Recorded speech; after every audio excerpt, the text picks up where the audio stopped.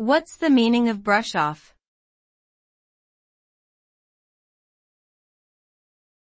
Brush off.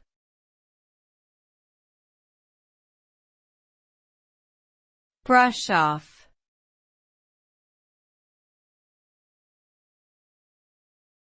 Brush off.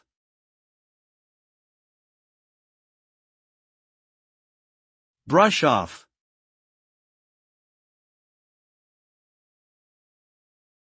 Brush off is an idiom meaning to dismiss someone or something in a casual or uninterested manner. This can take the form of not giving someone the attention they want, or showing disinterest in what they have to say. The consequence of a brush off is that the person who receives it may feel ignored, unimportant, or disrespected.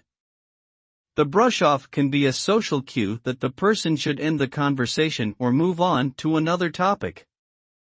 However, if used excessively, the brush off can be hurtful and damaging to relationships.